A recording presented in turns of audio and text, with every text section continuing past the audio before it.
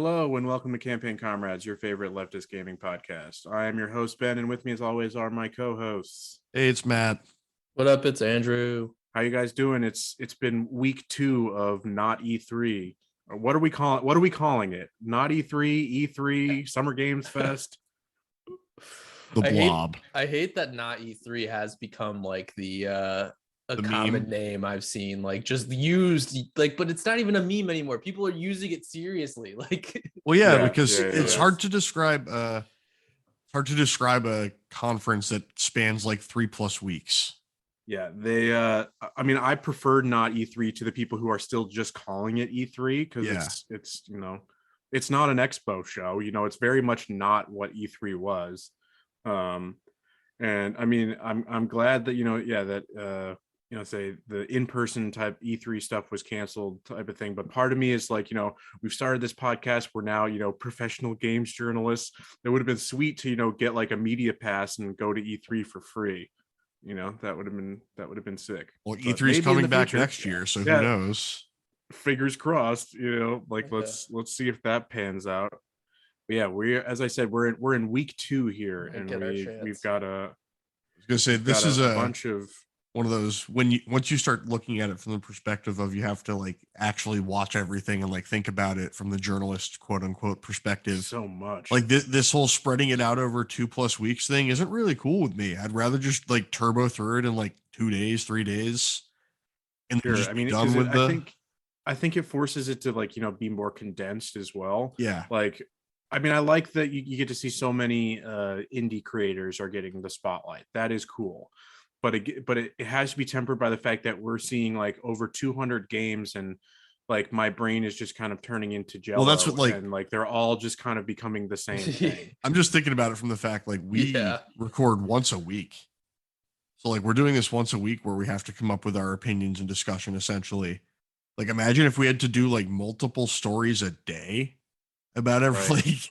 I'd be so burnt out already. Yeah, the people doing that are the real heroes. They need a good vacation after this nonsense. Well, that's what they said in the past. That was the like post E3 vacation where all the games journalists just like disappear for a month. Mm-hmm. We thank them for their service. Yeah, you got viewers at home can't see, but I'm saluting. they're the real troops.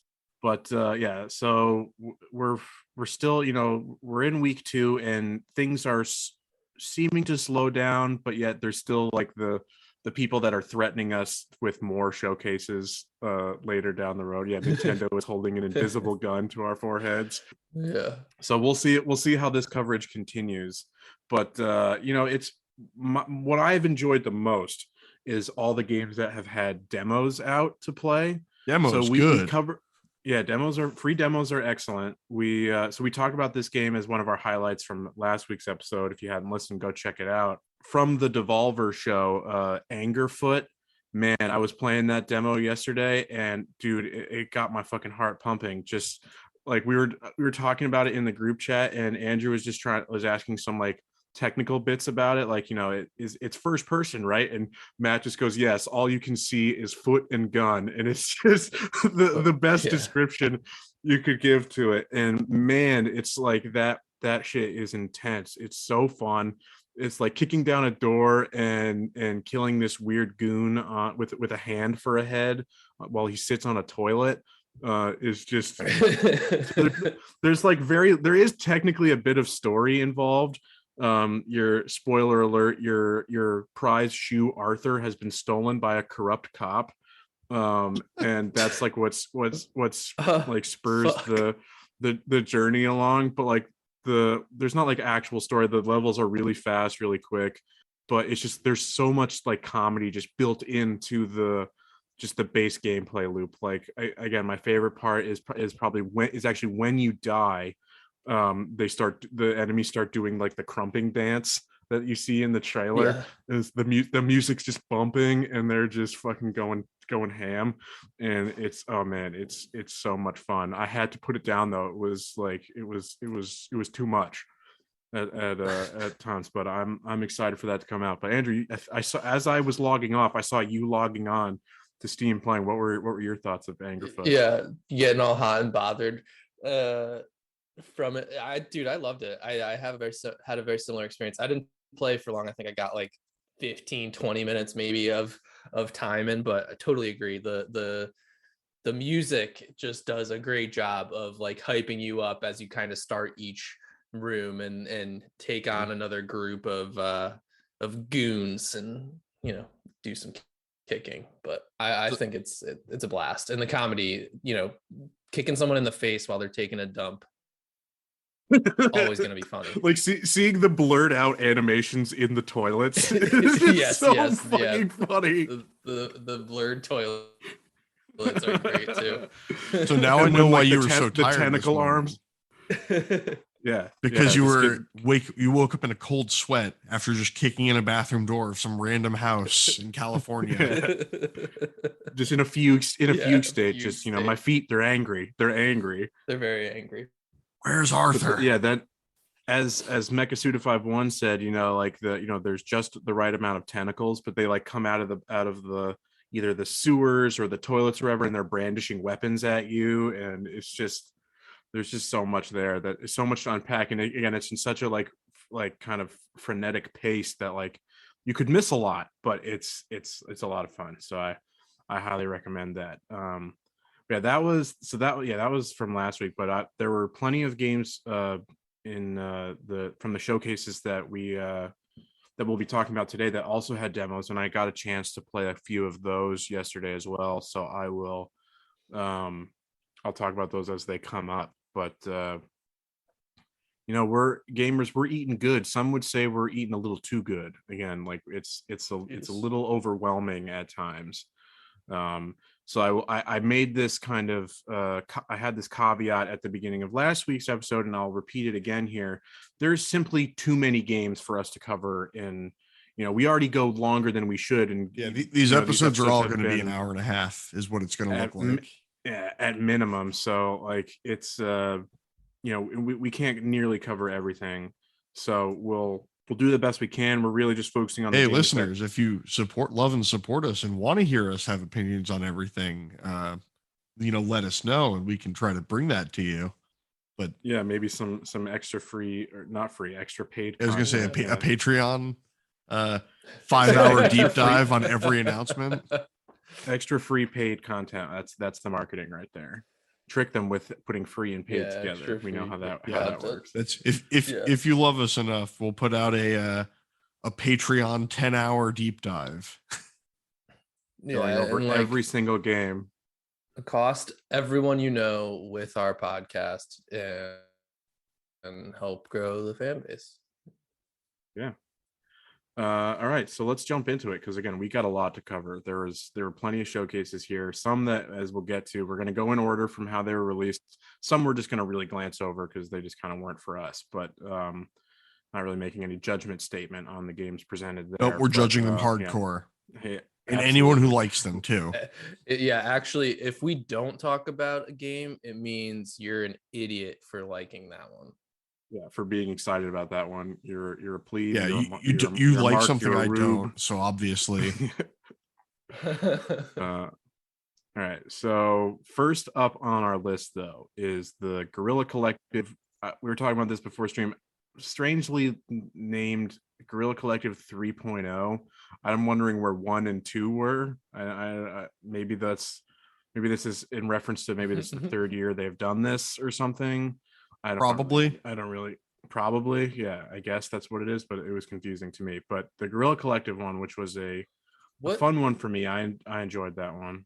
What is the Guerrilla Collective? Good question. Are the Guerrilla Collective apes together strong? Does that? Yeah. All right. I guess we don't know. I'll look it up. It's just a showcase. I mean, it's just a showcase. Like I don't think it's I don't think it's related at all to. It's not like anything. The studio Guerrilla. No, it's just weirdly spelled the same. Yeah, no, it's not. Okay. It just says it's a digital game showcase. Yeah. And it is mainly smaller games. It is mainly kind of indie games for the most part. I think they brought a ton exclusively. Yeah, they had a big show. They had they brought a lot to bear there. So I'm just gonna kick it off. Let's go. So the first game on my list from Guerrilla Collective is actually one that's out now. It is one of the few that is currently that's already out. It's actually getting really good reviews, overwhelmingly positive on Steam. But it's Symphony of War: The Nephilim Saga. It is a pixelated game, which has been a big theme across this year's releases, but it's being touted as a Fire Emblem like strategy game. And if I'm remembering the trailer correctly, I think this is one where you can recruit some very tall ladies to stomp on your enemies, and Yes. that's a big 2 thumbs up for me. That's a big 2 thumbs up for me. This one's also on my radar. I mean, they had me at Fire Emblem Tactical RPG. But it looks good too. Just looks really good. Big strong ladies stomping out your enemies. What's not to love? I cannot confirm or deny. But yeah, this one looks good. The one bit that's like I'm interested to see how it plays out. It does seem very menu heavy. A little bit, but like doing something like that, particularly if you're playing on PC, that's much easier to get by than say like the confusing, speaking of Fire Emblem, the confusing inventory menus that you got to work through. Like the one that always got me in Fire Emblem, like I just played Three Houses, that got me is like your unit abilities are shunted into the inventory menu. So it's just like, very weird and strange, but yeah, that was my one thing, but it still looks like a pretty clean interface. So I'm excited for that one. I think it looks good. I like the pixel art. And yeah, big strong ladies, all here for it. So yeah, moving right along. So yeah, the next one actually on my list is one of the ones that has a free demo out. And I played the whole demo yesterday of I Was a Teenage Exocolonist. I can't not hear that title and then not immediately think of the My Life as a Teenage Robot show from what was that, Nickelodeon? Or was that that was a Cartoon Network? I think that was a Cartoon Network show. Okay. Yeah, I think that was Cartoon Network. But it is a showing narrative. It is a narrative deck building RPG. Also kind of talked about like it's referred to as like a life sim. I mean, I guess it's very fitting. It's you start at like age 10 when you arrive on the colony, and it takes you through I think 10 years or so. That's going to be the main gameplay. The demo is just your first year on the colony. It is it's a hand-drawn game. I found like the kind of what I'm putting in scare quotes, the cut scenes and the dialogue stuff that is very clearly hand-drawn stuff, and is a very cool, well done. I like the art a lot. Cool characters. My one thing that I didn't like, and I might actually post some feedback in the demo page, is I didn't like the overworld art, and the world itself was fine. I didn't like the overworld characters. They looked way too cartoony, and like my mind honestly went to, they looked like stickers. They looked like stickers that were moving in a very kind of janky way. So I didn't love that, but the gameplay loop was fun. I know Matt's sometimes a little salty about deck building stuff, but there is the deck building element of collecting these cards and managing them. It's like when you rest for a month, you can forget cards to open up slots to get new ones, and you will do that over time. But it's basically when you choose like an activity that you do every month, and that builds your skills.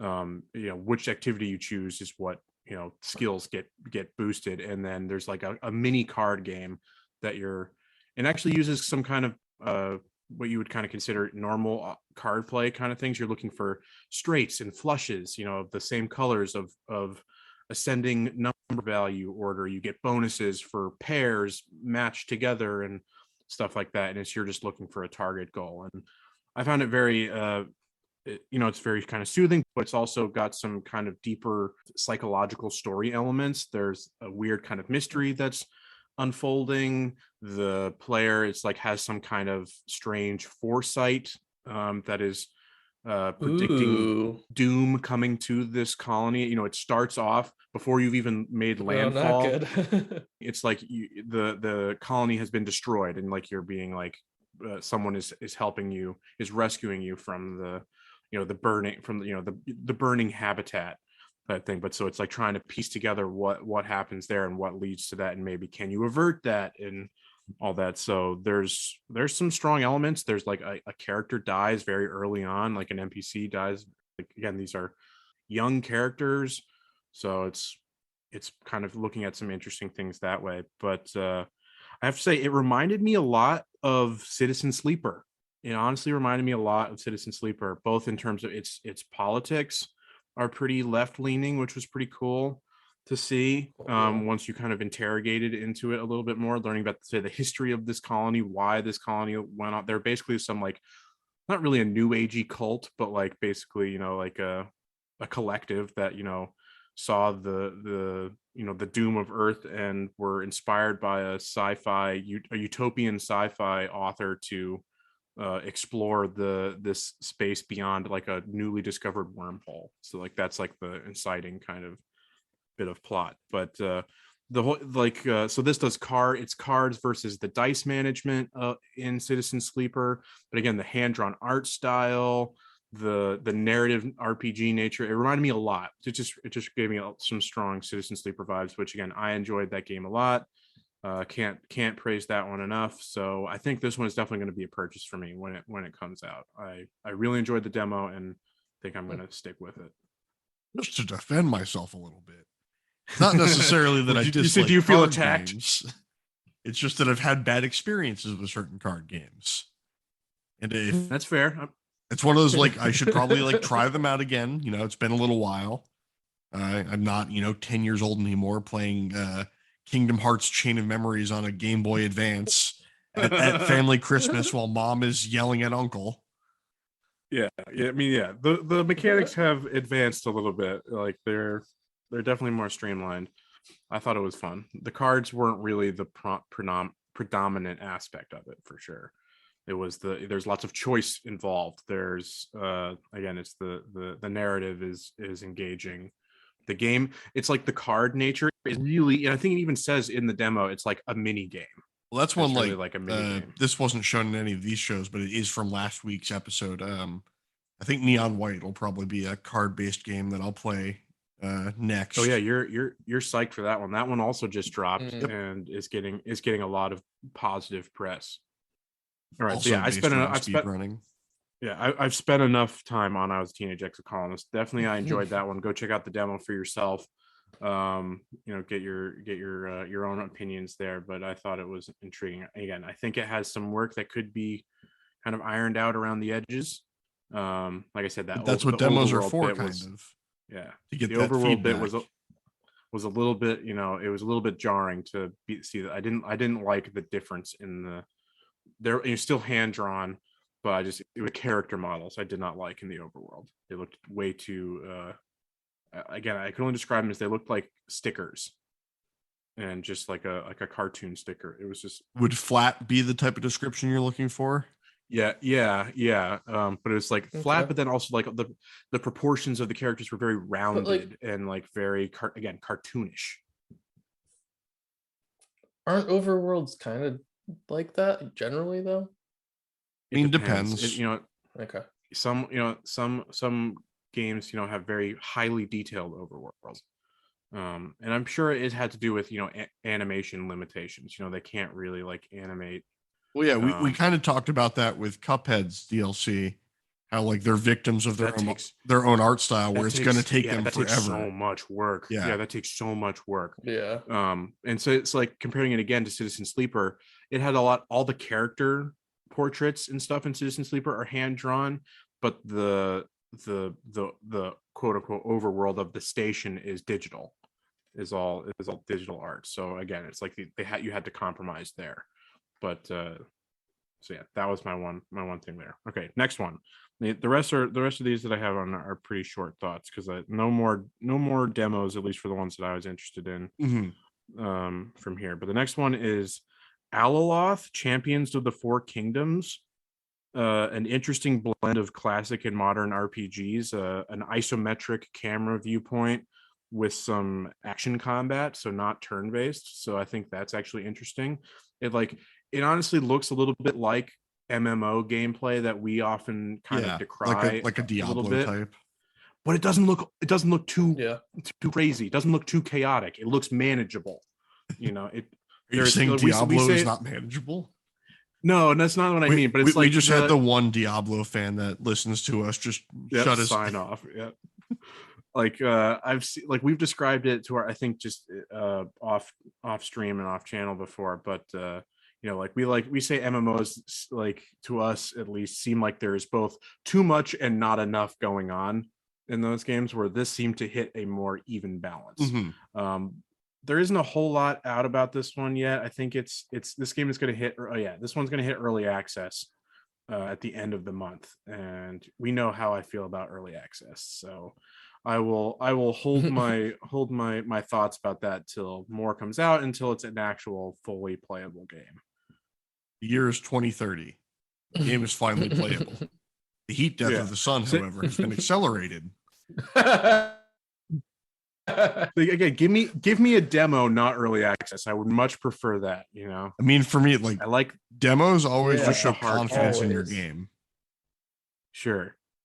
No, I like the hard cap of a demo versus the weird, just kind of nebulous nature of this game is just. Don't you love when you play an early access game and you walk to the edge and it's like there's just like a sign there? It's like, yep, this is the end of early access, and it's just like a blank like.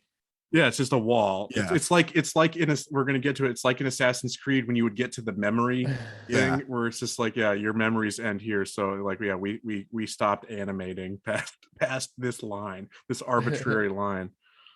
All right, but yeah, that one is just because, again, I'm a sicko for isometric RPGs, so that one of course grabbed my attention, and like I've been also trying to get into more of the classic RPGs. I've had the D&D gold box games that just came out on Steam with like the updated player apps and stuff. I've had them in my cart and taken them out so many times. I'm like, do I want to waste my time on these? Is it worth trying to play these janky old systems and like learning basically classic ADD rules? That's Advanced Dungeons and Dragons for the uninitiated. So yeah, I don't know. It kind of scratched a bunch of itches for me that's why I was on my list. But wait a second, ADD, Advanced Dungeons and Dragons, Attention Deficit Disorder. Yeah, I'm seeing a link here. There's a connection. Seeing some connective tissue. Yeah.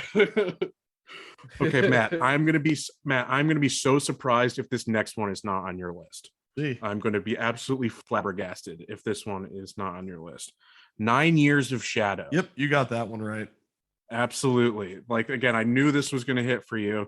This one, heavily influenced by Castlevania. Yep. It's clearly going to be a Metroidvania style, truly with the Metroid bit of your abilities change, not necessarily by getting skills or something like that, but it's the armor. You get the different armor sets are for the different environments or whatever. But I love the look of that one. Yeah, another really beautiful pixel art game. I love the transition from the kind of dark and mysterious black and white aesthetic to then when your cute little spellcasting teddy bear companion shows up and brings light to the world, brings color to the world. It looks sick. Me too. It's just I love the weird little choices like that. Of course, that's going to appeal to me now. But I like the weapon choice, the big kind of like halberd. Yep. Thing is always a sicko for a halberd. If you ever seen me play a Souls game, it's one of my favorite weapon it's types. It's like it seems like it shouldn't work, but like I think it's really cool and a really interesting choice. Of course, for a hack and slash style gameplay, your first instinct is to go sword, but I think this is really innovative, and I'm sword, but halberds are way more efficient from an energy perspective. You get distance, man. You get distance. You get a angular momentum at the tip way more because of how much longer the pole arm is. Yeah. So anything that was on your list. Did you have any other thoughts on that one? No, like the only other thought I could add in there would be like, again, when I'm looking at these games, I'm looking at, where would I like to play this and how, and like a lot of these games are just going to be so great for Steam Deck again, where I can, pick it up and Like I'm absolutely gonna bring my Steam Deck to work for lunch breaks. Like when it's a nice day, go sit on like out in the green out in front and play some Steam Deck. So touch grass and be antisocial Absolutely. at the Yeah, same time. it's perfect. At That's the same time, yeah.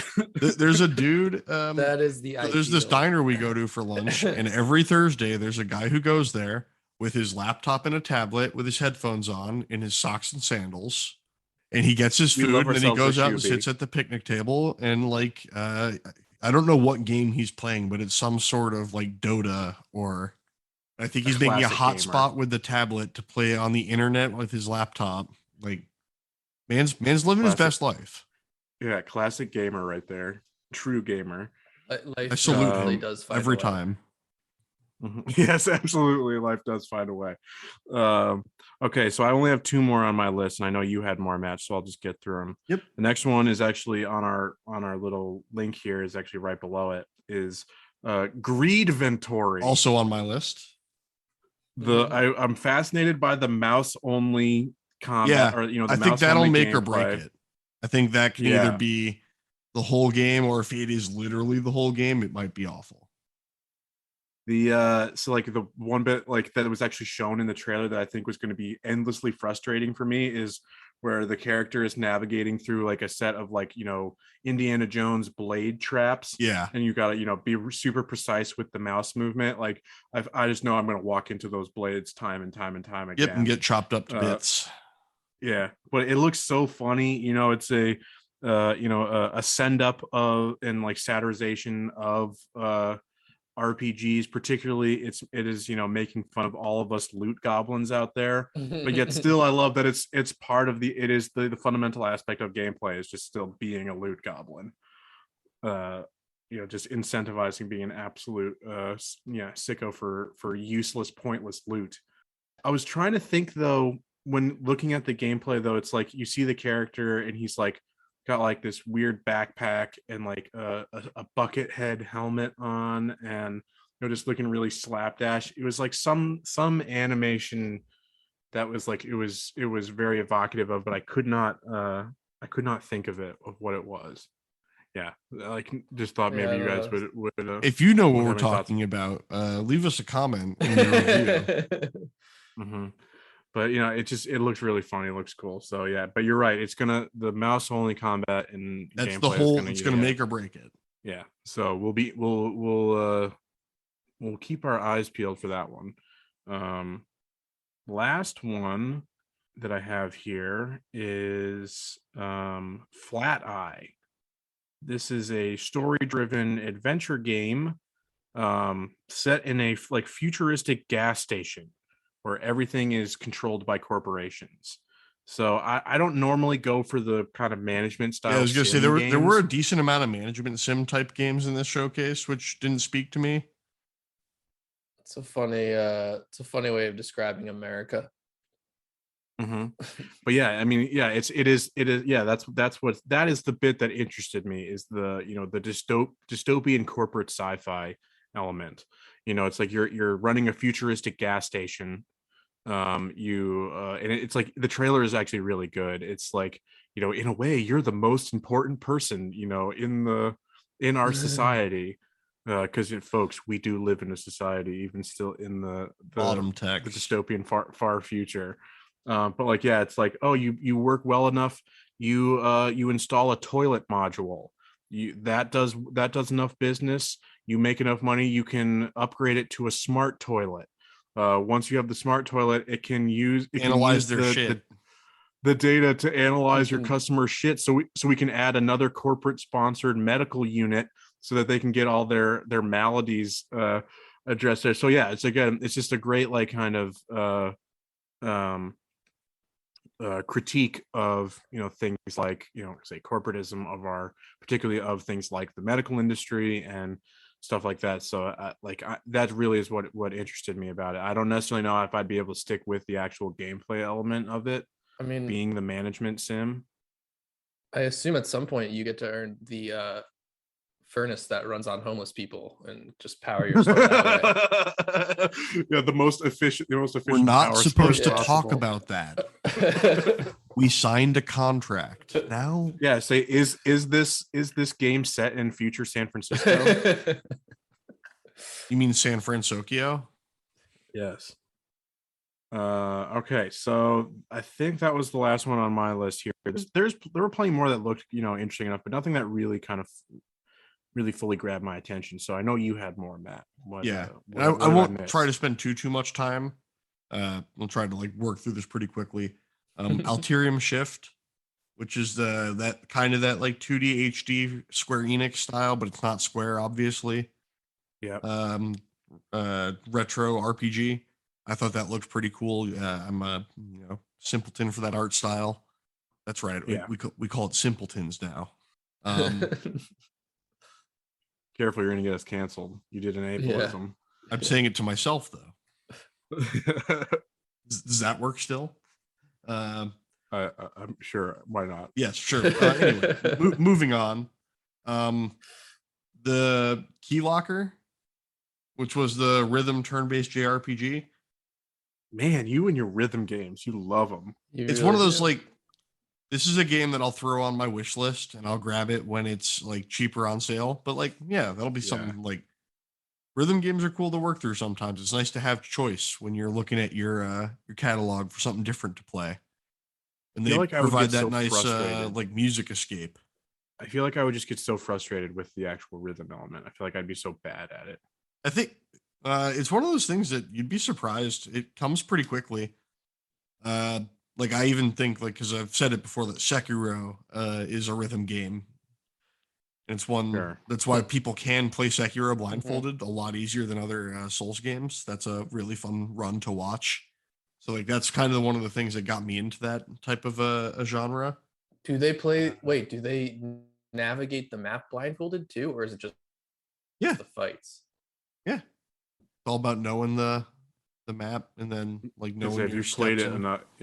If you've played it enough, if you played any video game enough to play it blindfolded. I was gonna say if I was to get to that point, it would have had to have been a game like when I was a child, when like you get like one game and that's the game you play for like 2 years. Yeah, it's like you've only the game you got for Christmas and that's all you've put like 1,000 hours in it. Either that or you're autistic. Well, or both. Yeah. They are not mutually exclusive. So moving right along down the list, Batora Lost Haven, which was that twin stick shooter hack and slashy. That one's been shown or was shown last year, right? Yeah. Okay. Yeah, I saw that one come up. Like, it is also kind of like an isometric view, isn't it? Yep. But like like I've said, it's like I'm a sicko for isometric. That one didn't do it for me. I couldn't really put my finger on what it was. It's like I wanted more detail. It's a game that to me it screamed more like I want to actually see more. Yeah, I get that. I just thought it was a unique twist on the style. Sure. And like again, I always like having choice when it comes to like the different genres and things to have in the back catalog. Continuing down, we have Asterigos, Curse of the Stars. Yes. Which is the action RPG with the Greek and Roman mythology. Yes. I've seen some commentary on that one that basically that what kept me from putting it on my wish list is that, and this is coming from people who've actually played the game, that it could use a little bit more refinement in terms of its combat. That's understandable. But I like Greek and Roman mythology. Yeah, so well, that's where I was like, I even powered through a decent chunk of Immortals: Phoenix Rising just for the mythology. Man, more stronger than I am. I do like this is the one where they've talked about how there's going to be a lot of like bird bosses. Like a lot of their enemies and stuff are going to be bird like. I love big birds. Birds are coming for us. They're going to be the end of us. No, so yeah, that one does look cool. Birds don't exist. I don't know what you're talking about. Birds aren't real. Fair, man. Continuing down my list, Scald Against the Black Priory. Yeah, I knew you were gonna have Scald on your list. Love me some Lovecraft.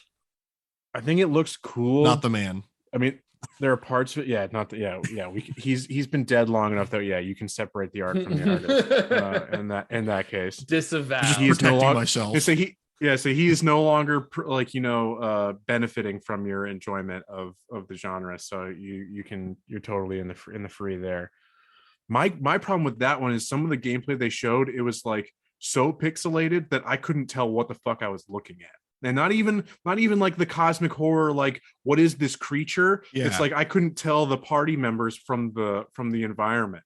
Mm-hmm. So like I get that. No, yeah, this is the cut scenes and that type of stuff was gorgeous. Yeah. But sorry, Andrew, you were gonna say something? No, I was just gonna agree with you on that one in particular. I definitely the pixel like gameplay was just too gone back a little too far.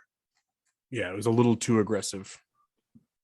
And then the final one on my list, Mira, Legend of the Jinns, which was that the other Metroidvania, more combat heavy.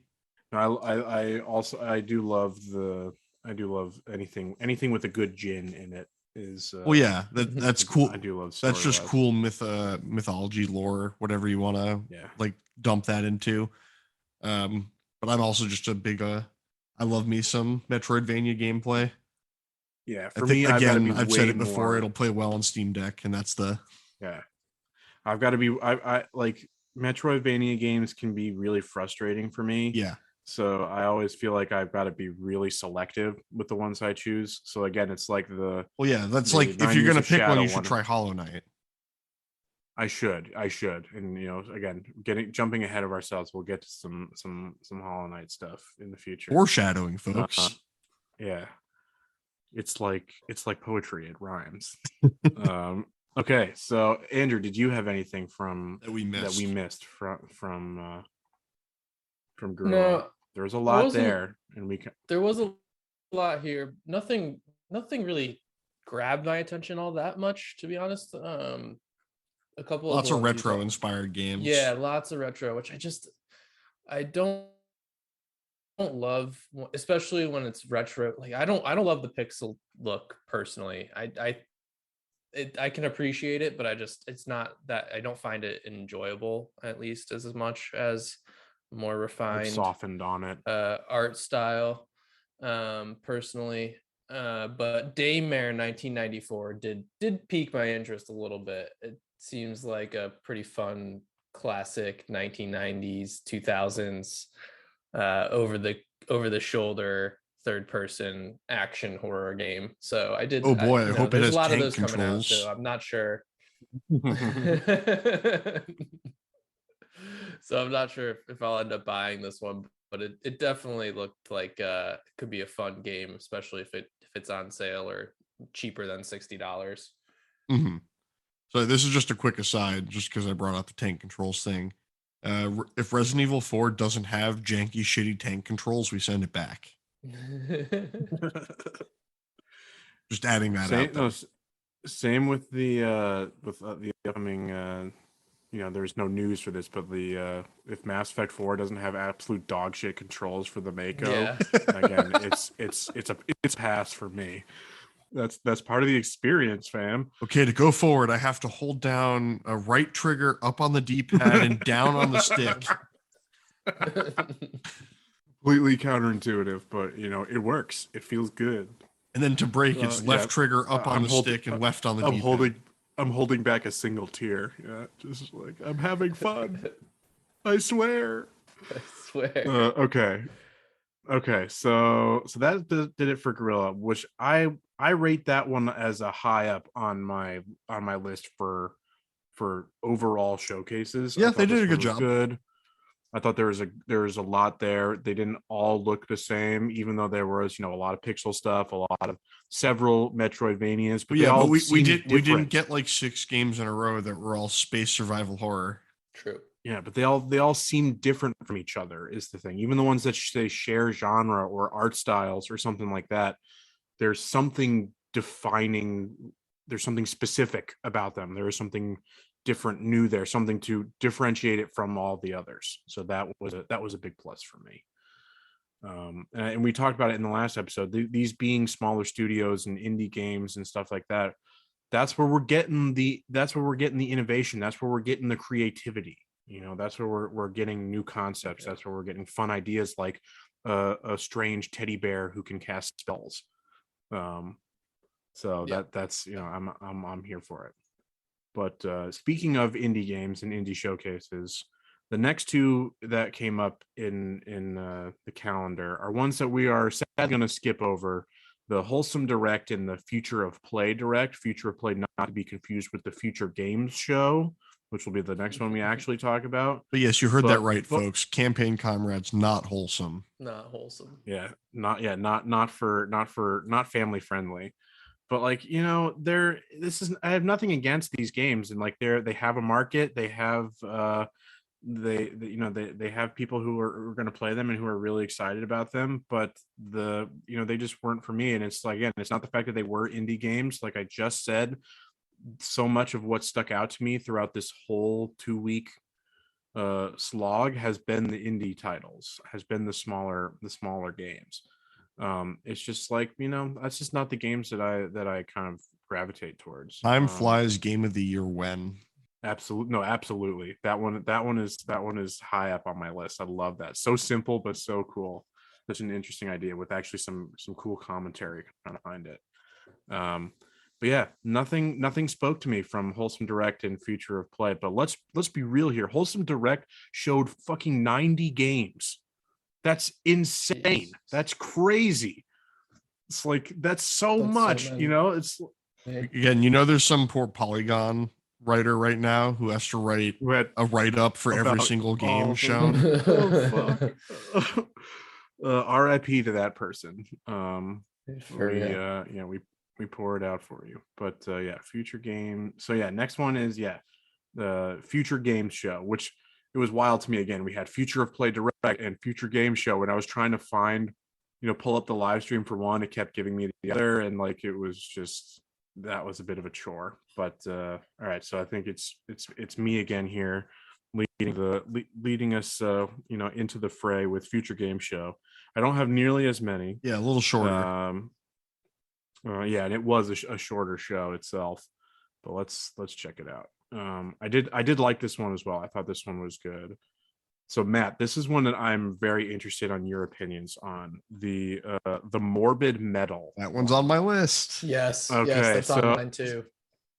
So of course, obviously we got to get the obligatory, when this one showcased, the chat was going nuts because there's like, we finally have our Morbid game. We finally have our Morbid game. It's like they listen to us. So yeah, the chat was going fucking nuts on that one. Sony secretly was like, do we release it again? Yeah. Oh man, yeah. Quick tangent. Did you see the petition to put it out again, but in black and white? I've seen the jokes where it was like, sorry, Sony, I was busy that weekend. Could you put it out again?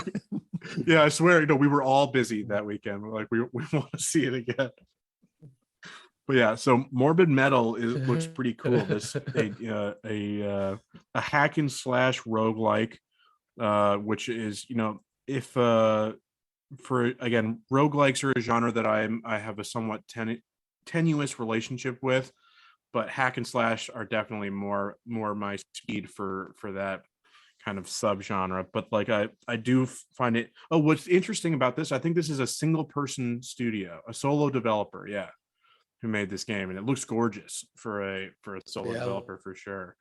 It looks really pretty. But I like it's the cool, you get to instantly shift between 4 different player characters who are robots with these different combat styles. So I mean, and I liked the kind of the samurai inspiration for the character design. But I was interested in this one, but I really wanted to get I was wondering how Matt was going to feel. But yeah, Andrew, I want your opinions too. This was the one that stood out the most for me in the showcase. Just like really spoke to me somehow, something deep down. I figured it would.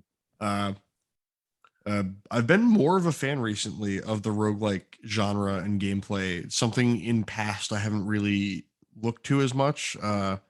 Like there's a game Dead Cells, which is that Metroidvania roguelike that everyone really likes that I never really could get into just because I didn't like the random nature of runs, but I think Returnal has really opened my eyes to the way that that can be fun. And like I've been meaning to play Hades. I know that's one that you've played, Ben. Yeah, I never finished. I never beat it. I kind of regret not beating it. I really enjoyed it. It was really good. Yeah. But I think this one again just looks like it'll draw me right in, and I think I'm in for it. I'm here for it. I knew because like you who studied the blade, that would just absolutely speak to you. Yeah, Andrew, any other thoughts about Morbin Time Metal? Morbin Time Metal. I'll just say, dude, I'm impressed. This is a solo developer. It looks gorgeous. The game, the combat looks like it could be a ton of fun.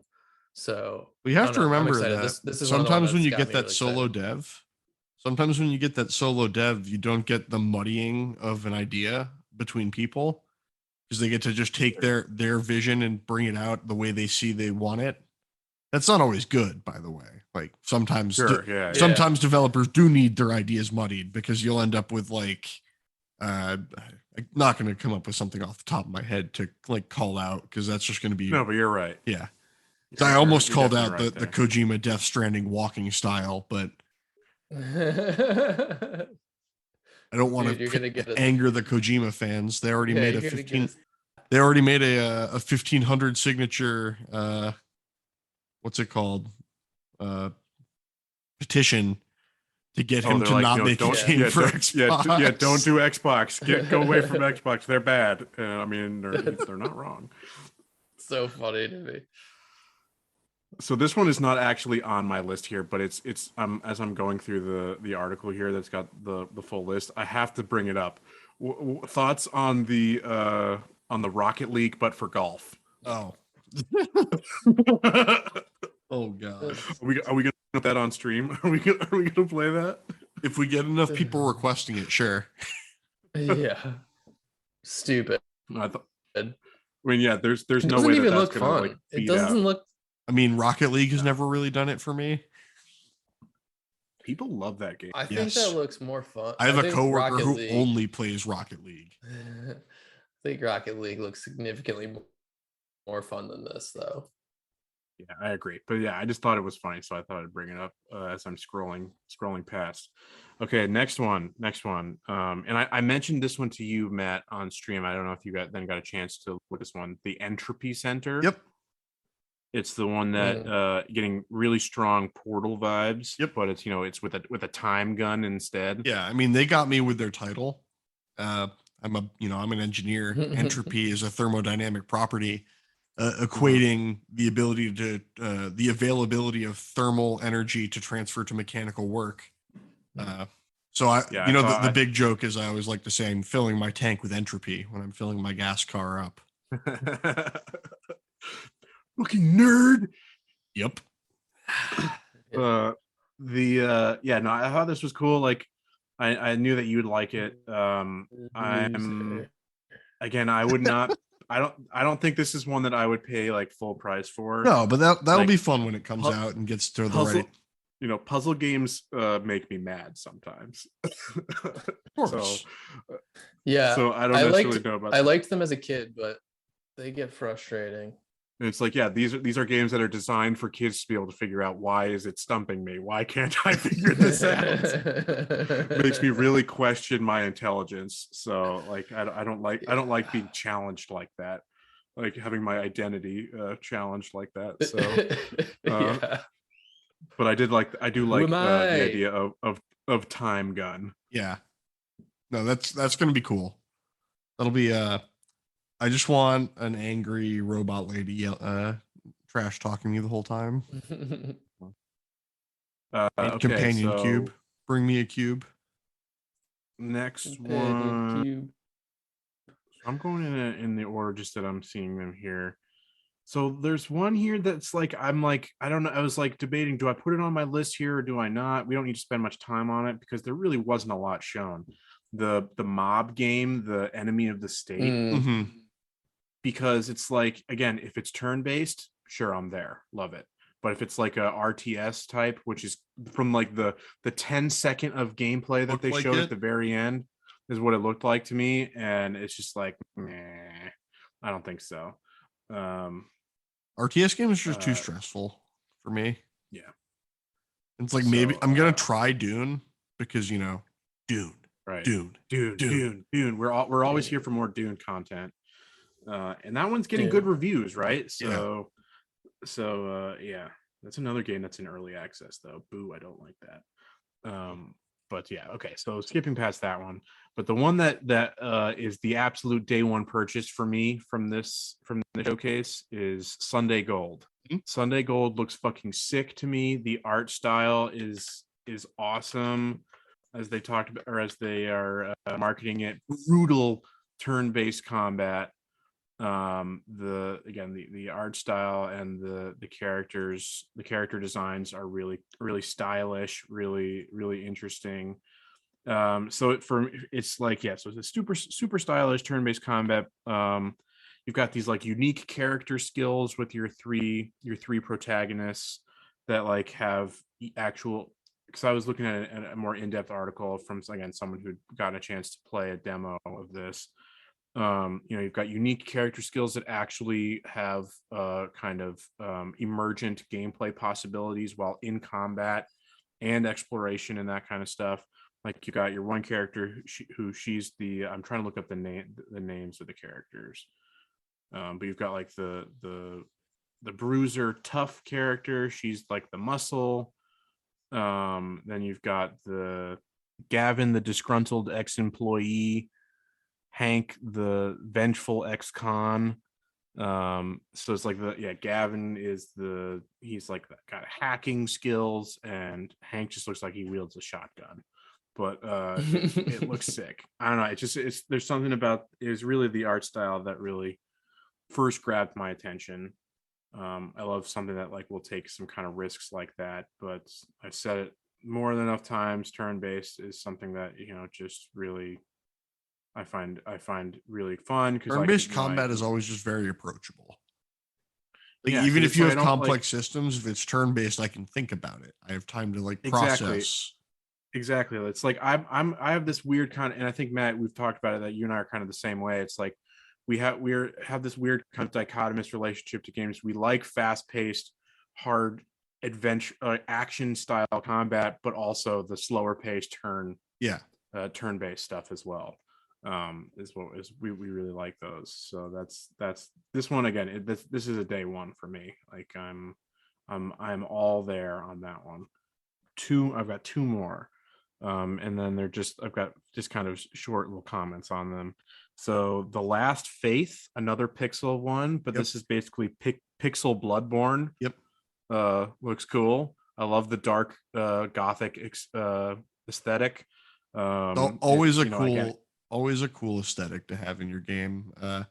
It's one of the reasons that Bloodborne stands out to this day, is that it just really goes for it and nails that oppressive feeling of that gothic horror. I just love the sword and gun. Okay, so that's my second to last one, and then you can't not mention Pal World, Pokemon with guns. So funny to me, man. Like I'll play that one just because it just looks so fucking weird. But also, again, it looks like it's got some interesting kind of commentary. It's got some interesting commentary like mixed into it. It's like, yeah, you can it's fully upfront with like, yeah, you're enslaving these creatures, having them fight each other to the death, put them into factories to work for you. Like it's like really kind of deconstructing the Pokemon formula, and in a really interesting way. I just don't know how they're not getting sued by Nintendo. Yeah. And PETA. I don't know either. Even if the commentary is supposed to be one way. I mean, they're not real animals, that's why. Didn't stop them from Pokemon. No, it's that one is really fucking funny to me. So yeah, that's it for my list from the Future Game Show. Anything else that you guys found? Yeah, I have just one more. And Being and Becoming. Yes, the underwater Metroidvania. Yep. I just thought it looked cool. Thought the art looked all right. thought it looked like appropriately floaty for the location and what they were going for. Like I thought they kind of got the flow of the movement right. Like there's sometimes that's like the thing again, not to like foreshadow again. Like that's the thing that Hollow Knight does so well, is that the movement is just so clean in that game, and like that's what makes these Metroidvanias is how like flowy the movement can be. I mean, I love the old school diving bell helmet Yeah, stuff. I always was fascinated by that as someone who used to do, who used to, it always do makes me scuba think diving as a of hobby. It was the always Scooby cool. Doo episode. Yes, yes, absolutely, 100%. Yeah, Andrew, 100, anything else? Because basically we've Uh, yeah, we missed a few there, but like we've basically covered most of them. yeah, yeah. I'm gonna keep it quick. I thought Bright Memory Infinite, which is already out on PC, I thought the gameplay looked real cool and potentially fun to go through with the action combat stuff looked fun.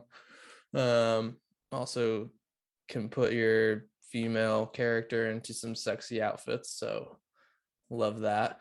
And then the other one that we're getting lots of these, but ill did look like it had some real scary vibes. It was a quick trailer, only about 30-40 seconds, not minutes. But yeah, I really was intrigued by what they were doing with the body horror and zombie type thing going on there. So that one looked fun to me too. Yeah, man. But that was about You're it. eating good. You're eating good. I am. This non E3, man. You're probably like looking at say the best out of all of us here in terms of what's been on showcase. Yeah. No, All definitely right. my vibe. All right, so we've only got like two real shows left, but let's the one that everybody is the big one. Yeah. The big one is here, folks. We big streamed boy. this on The Twitch, big so if you boy. guys That's if you guys right. want to go check us out at campaign_comrades. Check out VOD of us reacting live to the big Xbox Bethesda showcase. But yeah, I don't Andrew, take it necessarily away. know if we want people to go see that because they're just going to see me being a hater for like 3 Yeah, hours. just being massive haters. Big haters. Being a hater and playing yeah, Portal so yeah, we got the poorly. Xbox Bethesda playing Portal. Yeah.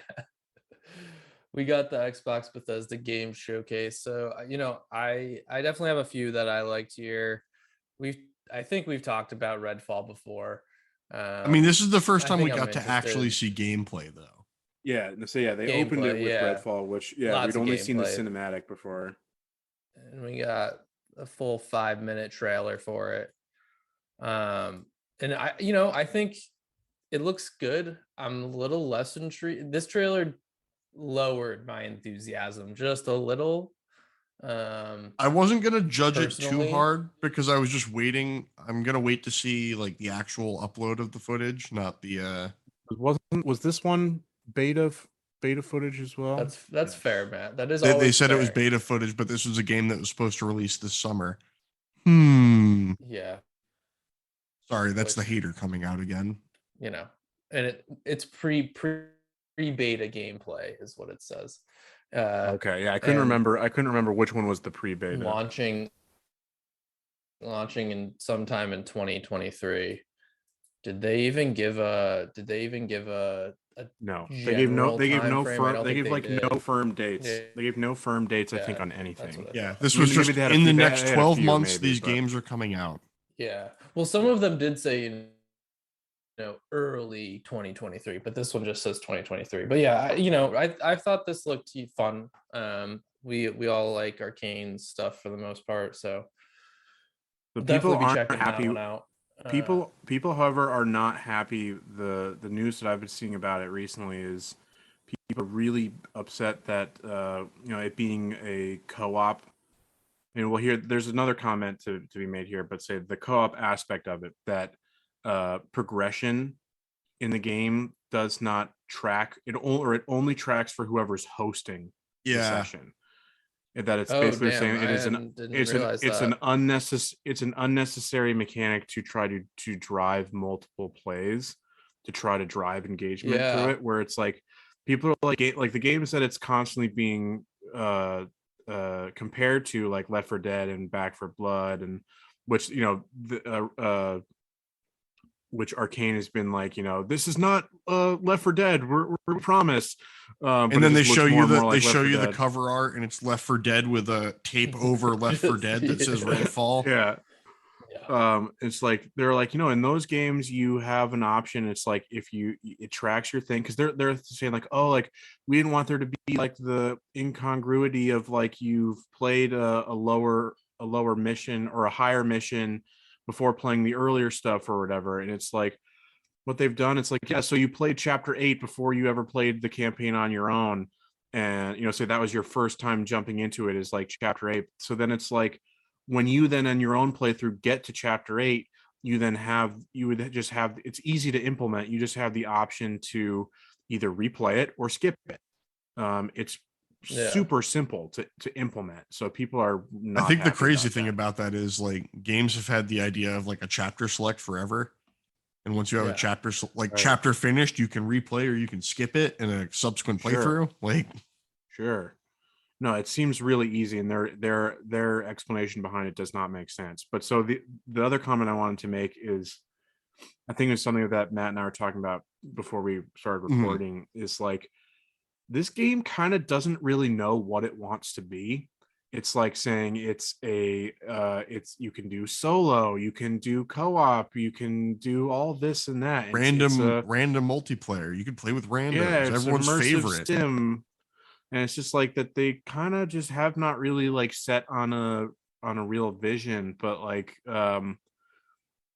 I think you were shouting out the Triple Click podcast hosts were mentioning how it's like they were theorizing, and I think they're kind of spot on here, that it's like the production of this definitely it was like started before it wasn't theorizing, the buyout. It was in sources with knowledge of original game development. Okay, I didn't know said that. The game was originally developed as a games as a service. And then when the Microsoft acquisition happened, Microsoft stepped in and wanted to change it from a games as a service to this more Left 4 Dead style. They just want story driven stuff, because it's like the one kind of bright spot that you can say that's like, I guess, good about Game Pass is that Microsoft is getting away from live service games, because that doesn't fit games as a service with the Game Pass model, with the subscription model. Cool. So it's like they wanted this because games as a service to better fit on Game Pass. Well, they did have a couple the Riot Games announcement in particular at Xbox, the showcase. They are giving free games on Game Pass, but with like the full Hero Pass or whatever included. Yeah, you get bonuses. Yeah. Because like Valorant's a free to play game. That still blows my mind that people might potentially play a free to play game on a paid subscription. Yeah, no, that's a miss for me. Absolutely. Yeah, thank you. Yeah, that's enough on Redfall. I'm still interested, but I would agree with you, Andrew. It lowered my enthusiasm. Tempered my expectations quite a bit. Yeah. All right. I know I'm gonna skip a couple that I know you both are interested. It's fine. In. So actually just one. So the next one, purely, there's really only one reason I'm talking about this game, and that is 2 words: Rat Tsunami. That is oh man, I'm fucking pumped. So I kept this one off my list just because I'm pretty sure we've seen this in other game shows. So I didn't want we saw it in Tribeca, but still I think it's worth talking about again. I got my copy of the first one of Innocence, so I'm excited to play that. Yeah, and it's Rat Tsunami. Rat Tsunami. It's just going to be the streets of London in 2035. Yeah, our future. All right, so I will say let's wait off, and let's wait off on the the real big ticket item until we'll hold that one till last. Let's give everybody a chance to get through things. But yeah, what else is on your list? Yeah. So then the next one for me moving down is gotta be shout out this isn't something I'm gonna play because I'm not gonna play Forza ever, but I thought the Hot Wheels DLC looked cool. I was a big Hot Wheels guy as a little tyke. So Wait, seeing the you cars don't and want those to talk tracks about how looked they pretty fun. dedicated like 10 minutes of their conference to the backgrounds of Forza Motorsports Forza 5? Motorsports 5 with the ridiculous. What game was it that they were talking Hilarious. that people were saying like, oh, like them showing all this was actually their way of showing, oh fuck, what game was it? Because that's using the same engine as Forza. Was it is it going to be Elder Scrolls or? I don't know why they'd No, be I using don't the think same it's. engine when No. Elder Scrolls is Bethesda and Forza has been Microsoft forever. Yeah, no, so that wasn't it. That wasn't it. So fuck, what game was it? They're like saying like people were saying like, oh yeah, like this is their way of showing us without showing us what X game is going to look like because it's going to use the same engine. It's like, yeah, how's that copium taste? I was gonna say that just Yeah, sounds like for setting real. yourself up for disappointment. Yeah, man, I wish I No, could remember what game they were talking about. definitely some copium there. All right, but the next game that I really want to play, that I'm interested in is Scorn, and I don't know if either of you are very much Ooh, interested. so gross. It looks so gross, but like I just love the idea of bioweapons and like organic guns and things like that. And I do like the body horror, even though it is disgusting. But it looks absolutely yucky. Yeah, and I mean, it's got that HR sometimes Geiger. people like a little yuck. HR Geiger like organic machinery. Oh yeah, very much. Yeah. As someone who likes all those body horror flicks like Saw and Hostel, this scratched that itch. So I'm excited to check that. All right, and then my final, I think this is gonna be. Oh no, I got two more. Flintlock, which I think Ben is interested in as well. Siege of Dawn. Yeah, Matt, I'm not sure if you were as well too, but yeah, I thought so too. This looks sick. I really think looks like a fun like fantasy. The magic with the fox friend looks RPG. I don't even know what it is, but the RPG. I'd say it's probably an ARPG. Combat with the fox guy. Yeah. So that's when the combat when with we were fox, streaming your this. little fox friend who looks awesome. When we were streaming this, I was saying that it was giving me that like God of War vibe because of the axe gameplay on top of the fox kind of acts like boy, where it like can like stun opponents for you, or like I bet you it's going to control very similarly. But I did think the traversal like jump like thing with the triangle on screen looked really cool.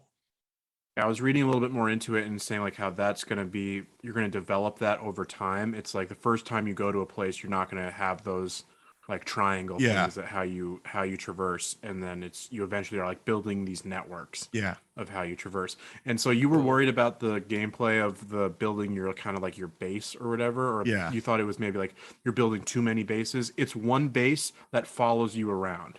It becomes essentially like a caravan. Okay. So it's only you're only building one. I don't want to do like a town building simulator.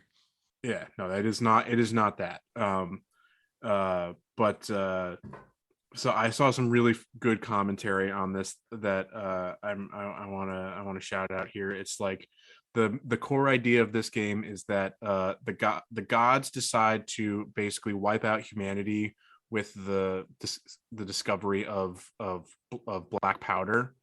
And then humans then use that technology to then go and fight and kill the gods, immediately validating that that the reason. Yep. So it's just like absolutely I'm they there. Were right. That's they were 100% right. Yeah, we're the villains. Oh no, are we the baddies?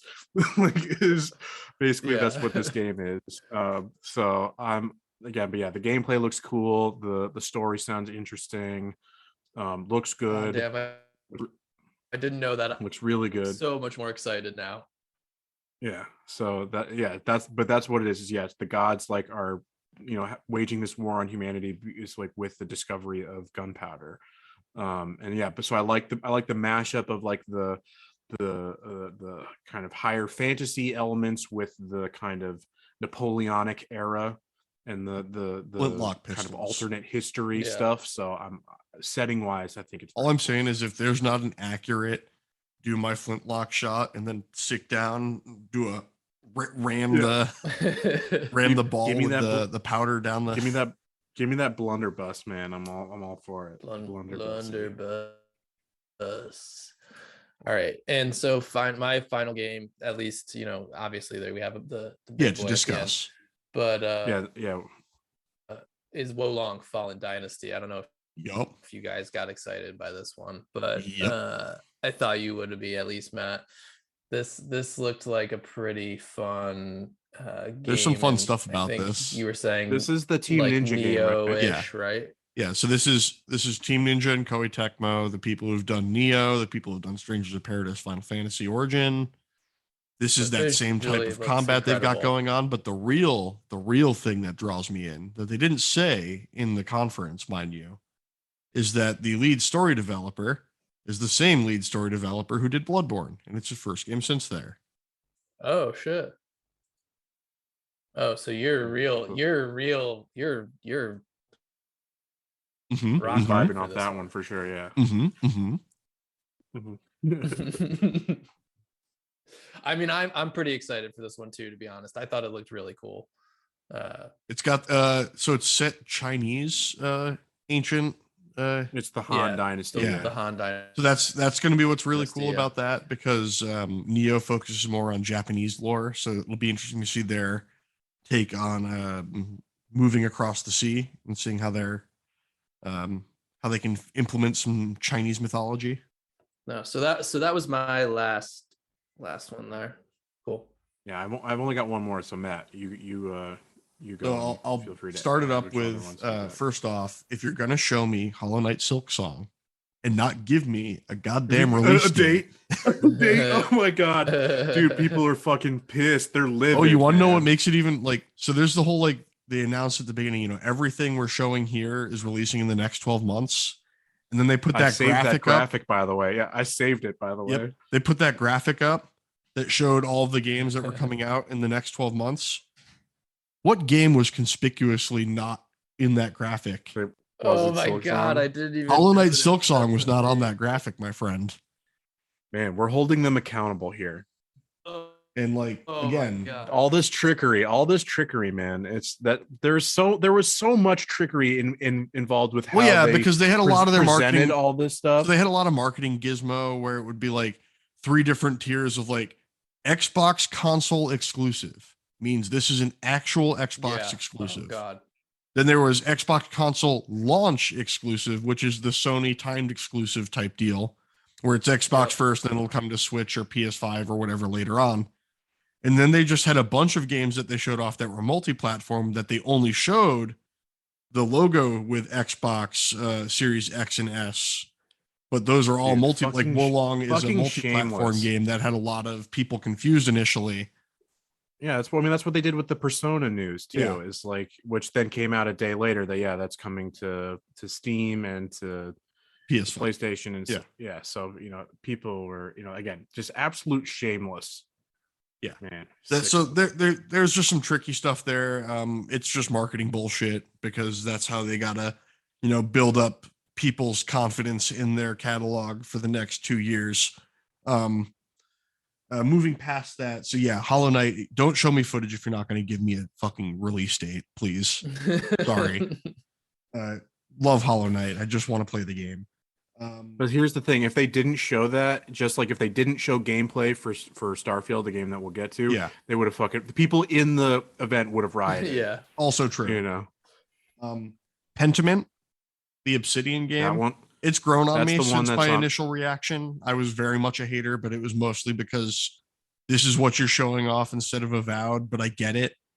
Different teams working on different projects, and this is probably, I don't want to say the B team because it's negative connotation, but this is probably not the Avowed team or the Outer Worlds 2 team. This is probably a smaller group. It looks cool though. I like the art style.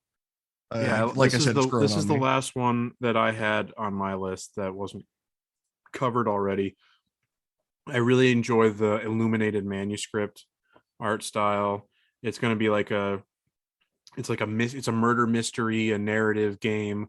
And it's again, we can temper it, at least like we're super critical of the subscription model and Game Pass as a whole, but it's like there are these small glimmers of possibility and of what Game Pass allows. It's like without being, without something like Game Pass, Obsidian would never have been able to put out a game like this. Probably not. They would never have been able to put the resources into a smaller game like this. A big studio like Obsidian would only be able to do those big, already profitable and bankable IPs. So there is something to be said for it. But this was the one that I was interested in. But yeah, continue, my friend. Yep. All I had in addition to this was just want to call out Persona 3 Portable, Persona 4 Golden, Persona 5 Royal, all coming to Game Pass, also coming to the Windows Store, and then, like we said, also coming to Steam and PlayStation 5. Persona 4 Golden is one of my favorite JRPGs. When that came out on Steam 2 years ago, it was instant buy for me immediately. I spent so much time on that game on PS Vita. Persona 5 Royal is also a beautiful game. I haven't finished it yet. I really need to finish that game. Really? I played that for a bit on stream on my solo channel for a while. I remember that, yeah. But it just wasn't a good fit, I felt like, for stream, the way that the gameplay works. I kind of just put it down and moved on to other stuff and never picked it back up. And then Persona 3 Portable just coming to modern systems is cool. It's nice to not lose games to time. Yeah, these corporations, they remind us time and time again that they, say have no, that they don't take game preservation seriously, and that, it's like that they have little incentive to do so, and which is, this is not legal advice or everything, but it's always ethical to pirate older games. Yeah, I was going to say my opinion has always been in game. In the game, of course, yeah. I was going to say my opinion has always been, if the hardware that it was originally launched on has been out of cycle for multiple iterations now. Yeah, no, exactly. But to wrap up my Xbox Bethesda before we speak about, the thing, I just talk about they brought Hideo Kojima out there to basically just like finger gun at the camera and say, like, I'm making a game, guys. Yeah, not telling you what it is, because it's not the overdose one. No. It is something different. Yeah. But not going to tell you what it is, but I got an idea. Yeah, and then the Kojima sickos got all like, oh my god, he's going to make something for Xbox. Oh my god, it's not going to be on Sony. Make him, he's greedy. He's falling for money. It's just like, dude, let him, like, he's being a quote unquote auteur. Let him do his thing. Like, he's not working independent. Like, he's independent of all of these other studios now, and he's not going to let one person buy him. And like, yeah. Hilarious. That's enough about that, though. Let's talk about the closer. Yes, it's time. Oh boy. I gotta say, this game doesn't evoke much emotion one way or the other for me at this point. It's a big old meh for me. Yeah. So yeah. Like, I mean, it's just more Bethesda. Like, the second they started talking to NPCs and the camera zoomed in and they centered on the screen and their eyes stared into my soul, but there was nothing staring back. Like, yeah, man, that's a huge bit for me. It's just like, I am kind of tired of the just like you engage an NPC and just everything else in the background falls away and you're just staring at them in every single NPC in the same profile. It's bad. It's lazy storytelling in the sense that, like, movies and TV have figured this out long ago, that you can't have two characters dialoguing on screen and not have them like doing other parts of their life. Yeah. It's like it's unnatural. It's unnatural. I mean, like, we don't like to give praise to Aaron Sorkin here either, but the walk and talk. Yeah, the walk and talk. It's engaging. It's engaging. It's more engaging than the regular, than just the standing still in a room back and forth. Well, yeah, it's like imagine like talking to a mob boss and it's just zoomed in on his face. You're just talking to him. But if he all of a sudden mid conversation starts like ruffling through a drawer and then pulls a gun out and puts it on the desk, like you've got more of a like right. there's something going on weight there. Yeah. Yeah. But then just dude, the gameplay just looked fucking boring. Like the joke Skyrim. has been made. There, I made the joke the joke has been made a million times, but like, man, it just looks like it's been done before. This is supposed to be like, a great leap forward for RPGs, and it just looks like the same. It looks like Fallout in space, but like and then it's like things like the gunplay looks so that was probably the weightless worst part to me, was that nothing felt like we said it last week, nothing felt like it had impact. Like the man was firing like lots of rounds into this alien creature, and the only indication that the creature was getting hit was a health bar going down. Yeah, because like you made this argument that it's like, yeah, sure, a futuristic gun, maybe it doesn't have that much recoil, but there's the whole idea of stopping power. Yeah. That like, if there's no recoil on the gun, yeah, there's going to be impact on the target. Yeah. And it just doesn't look real, doesn't look like something's happening. In engineering, we call that term impulse, and that's the ability from an object in motion to impart momentum onto another object. It's the pool ball. Billiards is how it's usually shown to college kids. But like a bullet moving with speed and velocity is going to impart that onto the thing it hits. And like you're going to like there's going to be like a stop for a second, or you're going to see like their muscles like twitch in, or there's got to be some sort of reaction to being shot. And if you're going to say they're shooting lasers, well then the creature still needs to react to being hit by, searing hot lasers. Yeah, agreed. And like I literally it's just Fallout, but it's not post-apocalyptic. It's space. It's just space Fallout. And man, they had all the choices. They had 1,000 planets that they could show us, and they chose to show us a fucking gray moon. That's the thing I want to talk about. A gray moon. But like, okay, that's what I do want to talk about that though. The 1,000 planets thing. What do you two think of that? So remember how I typed in the group chat? Is like, I wonder if Todd Howard is like seeing the negative reaction to that. Like, I wonder what's going on. Oh, he saw it, man. Because he in a recent interview, he had to like kind of backtrack, and it's like, this is like the most handcrafted stuff we've had in any RPG to date. We've got over 200,000 lines of dialogue, but like, yeah, all these planets are going to be procedurally generated. I hate to be that guy. They're going to be some level of same level of boring. Todd Howard has never lied before, right? He famously can only tell the truth. So, I am not impressed. Like, there's something like, but then there's 1,000 planets, but then there's only 4 handcrafted cities to explore. No, it's more than that. Are you sure? I recall seeing that there was 4. I thought it was like 40. I don't think so. I'm pretty sure it's 4.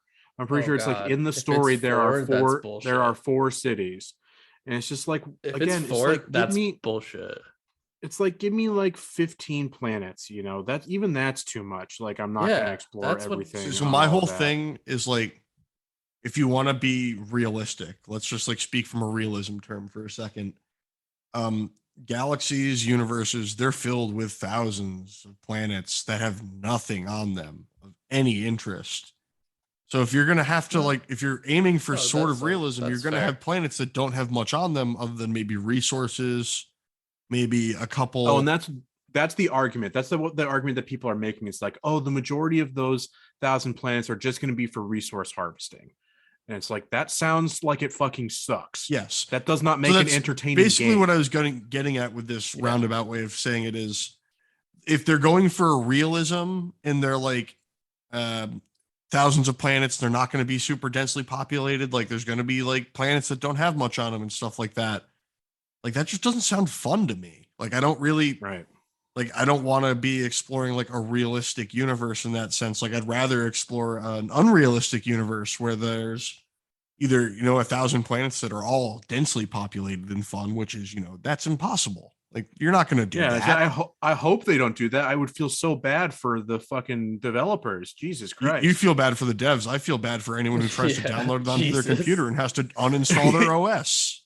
Yeah, fuck. It's like, yeah, the game is a terabyte. Sorry. But like 1,000 planet thing, it's just, we don't know yet because the game is not out. And the game could come out and the 1,000 planets could work amazing, but it is very worrying and it should temper some expectations. And I know there are people super excited because they've been waiting for Bethesda's next big RPG because, Bethesda takes 10 plus years in between making games now, apparently, because I don't count Fallout 76 as a real game, even though they occasionally still dedicate showcase time to being like, hey, look, we're doing an update. They did this time. Yeah, exactly.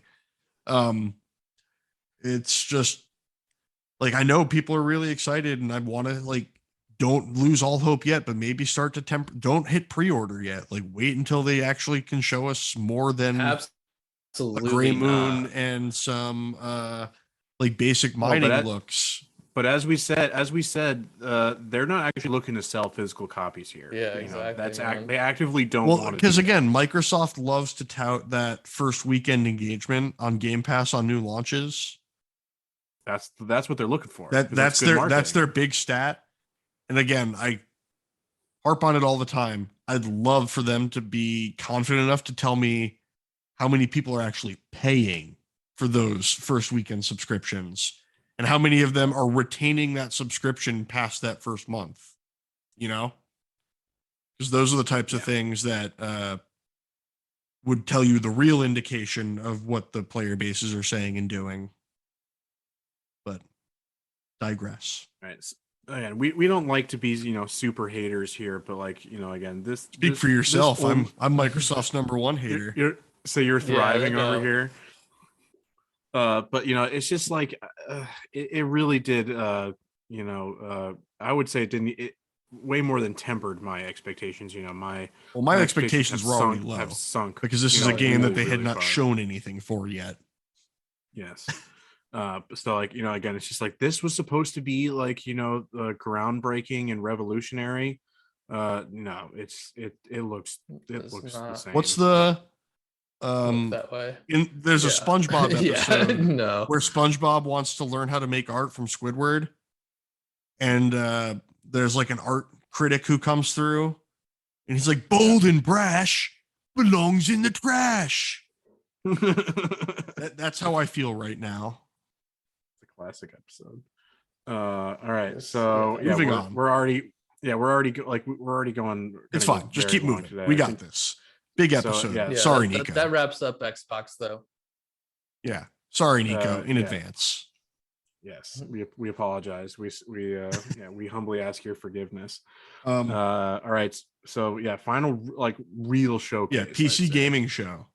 Another one we streamed after I played some Portal and embarrassed myself on stream. Killing Companion Cube in the fastest time possible.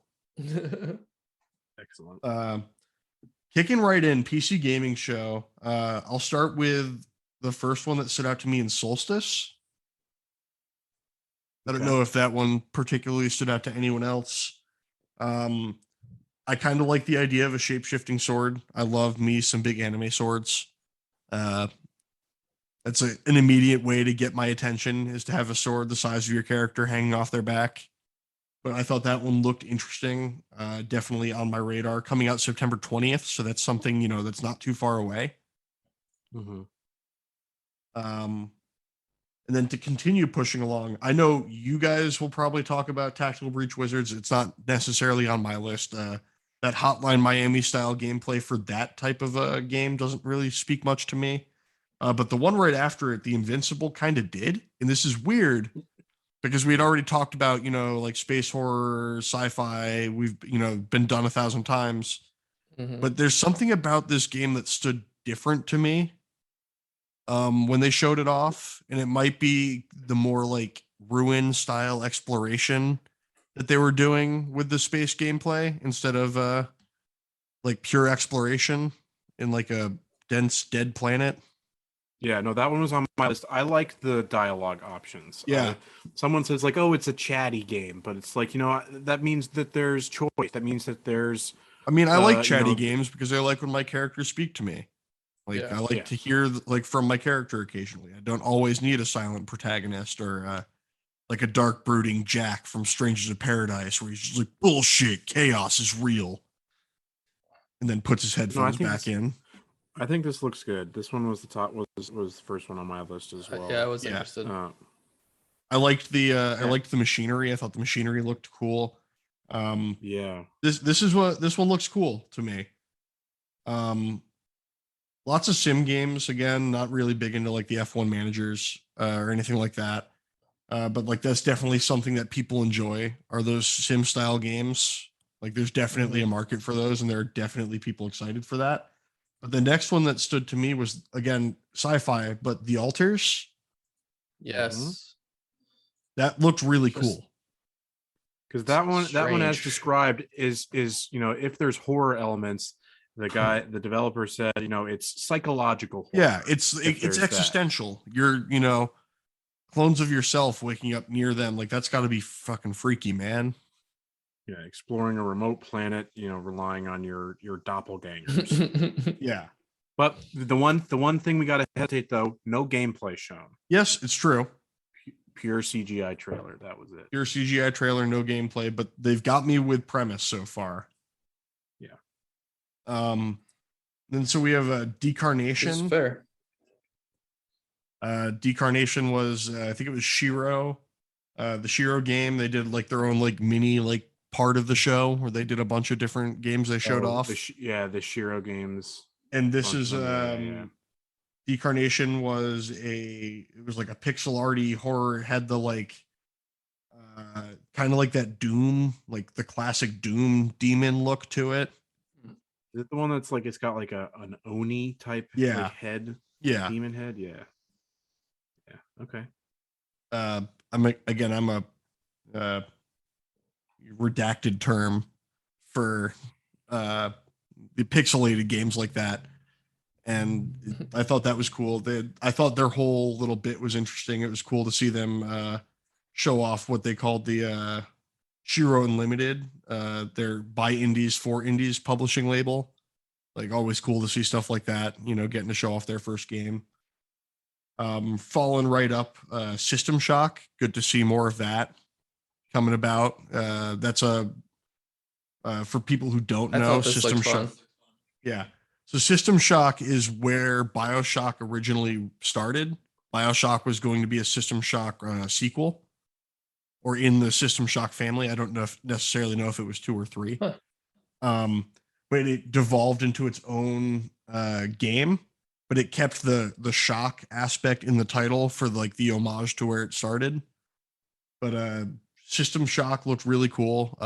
Looked really like kind of gave me like the Black Mesa type upgrade visually vibes from like Half-Life 1 to Black Mesa. It kind of looked like the same type of a graphical increase. Like always cool to see older games like that get the coat of paint that might be able to show them as what they actually are. And then continuing on, we're going to move to Agent 64. Oh, yes. Yes. Which I initially was going to go in. I had the whole like remaking GoldenEye is stupid. Like don't remake GoldenEye, because the whole like aesthetic of it was the janky like controls and like the corridors and stuff like that, the bad graphics. Agent 64 knows what it's doing though, because it's steering into that graphic style and that like giving you the same kind of vibe as that 007 GoldenEye from the N64, hence the name, Agent 64, Spies Never Die. Like, yeah, I like this purely for what it's doing in reference to GoldenEye. And like it's got the level builder, which that'll be the real cool absolutely thing. Nuts. People are gonna go fucking wild with. But like that'll be cool. Like be able to play on PC with your friends in a like classic GoldenEye style shooter. That's cool. Yeah. And then continuing right down, Deliver Us Mars. The one thing is that it's not going to have the bathroom mission to start the game, which like classic. I'm sorry. But anyway. Deliver Us Mars was on my list too. That I like it's it doesn't look super combat heavy. Nope. I'm gonna have to check out Deliver Us the Moon because I didn't know that was related till later. Yeah. But I thought that looked interesting. Had a lot of, like you said, it's not super combat heavy, or at least they didn't show a combat heavy trailer, which would make me think it's also not a combat heavy game. But like, that's the type of sci-fi that I'm into. Like, give me more of that. Well, yeah, this seems a little bit more hard sci-fi. Yeah, exactly. And continuing down the list, I don't necessarily, this is one that's on my list because it piqued my interest. I don't necessarily know much about it otherwise, but Back Firewall had some of that, like, had the humor that I kind of like for like a Stanley Parable or something like that type of game. This is the one where the eye on screen, the black and yellow like pixelated eye kept like interjecting and trying to do something programming wise and kept making mistakes in the trailer. Yeah, the trailer is funny. But then to finish, the only thing of note for me was I thought the Half-Life Alyx levitation mod looked really cool. It's really fascinating for me to see people doing a mod for Half-Life Alyx like that. I would think modding in VR would be very difficult. But it looked seamless. It looked like the rest of the game. Oh, it looked good. As we were talking about on stream, it looks like actually good VR, which is, not a thing to me. Yeah, no, that's an actual game in VR, not a on rails tech demo. Right. So the only other game I had that I did play a bit of the demo yesterday as well was Gloomwood. The idea and the look of it was more interesting to me. The cool looking, kind of retro graphics, supernatural first person stealth kind of game. But as I was playing the demo, I'm a little bit more meh on it. It's say the survival aspect, but it was like the simple fact was like, it's like you find some weapons fairly early, find a revolver and a shotgun, but it's like you've like in playing for like an hour, I found like 6 bullets. and I spent them on, and it's like you need like the enemy that you shoot like with the revolver need to take like 3 hits. There's no way, and there's like no way to block a shot from them, so you die really easily. The save mechanic is a little archaic, but so I don't know about that one. That one, honestly, playing the demo, I was like, meh. I don't know. I may skip that one. I did, however, have questions for you guys on 2 that I've seen a lot. People talk about a lot are the Nivalis, the futuristic. It's another like management sim one. I remember in the stream when we were watching, people were like, "Oh, it looks like we're finally getting cyberpunk." Yeah. The setting looks cool. Yeah. It looks good. But yeah, it's the management sim for me is a little meh. Depends what the story is. I feel like management sims, it's like towing that line for me where it like stops being a game and tries to be like an actual job. Yeah. It's like I don't really like that. I have a job already. Like, yeah. Right. If I'm going to be gaming and making it a job, I'm going to be getting paid for it while I mine Ethereum in my for literally my NFT open world where I can give the Ethereum to a blacksmith and make an Ethereum sword. Right? That was you gotta slurp your juice, man. Was great. Yeah. Okay, so then the other one that is, I mean, just from the look of it, to me, was not as impressive that a lot of people are talking about, is the Demon School. I didn't like that one as much. Yeah, it's like it's inspired by Persona, so you'd think it'd be more up my alley. And like I appreciate people trying to do something like that, but I think you said it. something about their pixel graphic wasn't working right in the gameplay. Yeah, didn't look. It just I'm kind of with you, Andrew. That like I normally don't really gravitate towards the lo-fi pixel stuff. You got to do a lot. You got to have a lot of legwork you got to clear before you sell me on it. And this one just did not meet that bar for me. Yeah. But yeah, I've seen so many people talking about like, oh, Demon School was a highlight, was an absolute standout. Persona fans are in the millions and they're sickos. Yeah, they cannot be stopped. Yeah. Oh, there's that new free-to-play real-time strategy from former Blizzard devs that did not. Stormgate, terrible. At least, I mean, honestly, I'll give it that the actual gameplay they showed looked better than the CG trailer. Like, so the whole thing with that is like I'll trust them to make the gameplay good in the sense that like that's StarCraft 2 devs, and like StarCraft is clearly built out a strong niche in the like the esports ish. But the thing that annoyed me about that presentation was they did speak about esports and how that's going to be a huge driver. Yeah. For how they're formulating. Because as someone who played Overwatch, and like the big thing that killed Overwatch was they tried too hard to cater both to the esports crowd and the non-competitive crowd. And like you can't do that because you have basically like two different play styles trying to be balanced simultaneously. Yeah, they're competing. It's kind of it's a tall order. All right, so let's just that's it for PC gaming. Let's just kind of speed through the last bit because these last few things weren't really real announcements. They were we did have a technical. Yeah, it was technically a showcase, but like the Capcom had a showcase where it was basically just here's some Resident Evil stuff. It was here's some Resident Evil stuff, Monster Hunter Rise DLC that we already knew about, but like showing that off because the release was this week, I think, if I know correctly. Yeah. No, that one. No, so that I think is out now. Yeah. Or no, it's a demo. Maybe I don't know. It's coming out soon. It's due out at the end of the month. But man, Exoprimal looks so funny. I don't know. Just portals opening up in seas of fucking velociraptors falling out is very funny to me.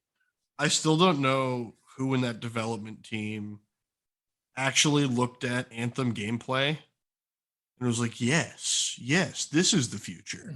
Let's do this. This is good. This is good. We love this. Like, it's just Anthem with dinosaurs. And like, man, the thing that Capcom has done is they've pissed off the dinosaur fans because all the dinosaur fans want is Dino Crisis. This is just a crisis with dinos. Yeah, exactly. This is Crisis on Dinosaur Planet. There's a key difference there. Yeah, absolutely. Okay, so I mean, there wasn't a whole lot there for me at all. Speaking of a whole lot of nothing, let's talk about quickly that Assassin's Creed celebration thing. It was an event. We've now officially done more to talk about Assassin's Creed than they did. Yeah, it's like, oh, we've got an event to talk about how we'll have an event in September to actually the countdown to the marketing countdown, my friend. Yeah, it was literally like, oh fuck, it's so much bad press that like that we have nothing to show here, so like we got to sneak in last minute so like retain some sense of relevancy. They spent like a half an hour just talking about the 60 frame the 60 frame upgrade for consoles for Assassin's Creed Origins, a game that's how many years old? 6 or 7 or something like that. Yes, it's just like, fuck, oh my god, that like I logged into that for a total of 5 minutes and then was like, nope, I have better things to do with my time. So that was embarrassing on their account. Good decision. And then we had the final two things were two competing announcements. Yeah, simultaneously. They happened at the exact same time, both framed around these were like anniversary celebrations. We'll do the quicker one first, but it was a celebration of 10 years of Dragon's Dogma, another Capcom franchise, but announcing at the end finally that it'll be getting a sequel 10 years later. So I never played the original, but based off of the people really like the original. from the creator. Yeah, it looks. I looked at the gameplay, and yeah, obviously it's dated, but what I liked about it, it's like, oh, it's giving you the feel of basically it's like a multiplayer game but offline. Yeah. You know, it's like, and like what looked the most intriguing is it looked like it had smart companion AI. You know, your companions are actually doing stuff or actually using Oh, abilities. you mean unlike Lydia and Skyrim, who would just like run through like a giant camp? Yeah, it looked like an actual like responsive companion. So that was cool, and I'll be checking that out when eventually that comes down the road. But that was just an announcement that it's in development. Yeah. I know Dragon's Dogma fans were eating good. They were so excited because they felt neglected, they felt ignored, they felt invalidated. They've been Capcom heard. Sees you. They've been seen. Yeah. That was that was what I was going for. Yeah. All right. So let's finally wrap it up with Matt's been chomping at the bit this whole time. Matt's doing a little dance for those at home. Another kind of celebration type of thing, but lots of Final Fantasy news. Square finally came in because they absolute they fucking mad lads. They had their announcement at the State of Play, but they've also been conspicuously absent from these past 2 weeks, really. So they got their thing in at the end. So yeah, hits with it. Yo, first things first, they're giving us a Crisis Core remake, and they're putting it everywhere. That's everywhere. That's everything. That's Switch. That's Xbox. That's PlayStation. That's Steam. I think that's really smart marketing because, first of all, spoiler for a 3-year-old game, the Final Fantasy VII remake ends with them leaving Midgar, and you get another cutscene that shows Zack, the black-haired boy, walking into the church that he meets Aerith at. But he's supposed to be dead already because that's how Crisis Core, spoiler for a 15-ish year old game, ends, is with Zack dying. Long. But I think what they're doing with this is they're going to give everyone on all platforms a little taste, a little kiss of just a little smooch on the forehead of some Crisis Core that I think will be like loosely tied to the Final Fantasy VII remake saga. Like I think this story will be in part of the canon for that. Yeah, isn't that what it's because it's Final Fantasy Crisis Core, or yes, it's like 7 reunion. Yeah. And it seems like they're going for quote unquote, not like I'm angry, in their titling for these Final Fantasy VII remake remasters. I'm really excited for that. That's cool. I've never played Crisis Core. That was a PSP title. I had a PSP, but it was I had Ratchet and Clank Size Matters and Pirates of the Caribbean at World's End were the only 2 games I had on it. Man, really covering all your bases. I had it, of course. I did play that. But the biggest thing about that was this winter. The Mad Lads are giving us so much Final Fantasy. Strangers of Paradise in March. That was March, not February. Yep. This winter for Crisis Core, which is like December to like February, March area of December this year to February, March of next year. Final Fantasy 16 in the summer of next year. And then boy, howdy, let me tell you, those absolute Mad Lads said, you know what? 3 years after we release Final Fantasy VII Remake, when people were, joking that, oh, it's Square Enix, their dev cycle is going to be, we'll see part 2 in 2030. 3 years after, next winter, Final Fantasy VII Rebirth, basically part 2, showing the world outside Midgar. Yeah, they confirmed that the 7 remake's going to be a trilogy. Yep, that's the other big news. We now know it's only 3 games and not. People had been guessing 5, which is, it's a lot. Yeah, I think a trilogy is the right call there because they can do spin-off stuff with like Crisis Core because Final Fantasy VII has its whole it's its own ecosystem at this point. Like there are CGI movies that could get turned into games. Like who wouldn't want to play Advent Children and be like throwing like buildings at Sephiroth? But yeah, next winter, Rough. Final Fantasy VII Remake Part 2 Rebirth. Like, I was just giddy as a schoolgirl. So when is that a Absolutely. new game? Which one? The Rebirth.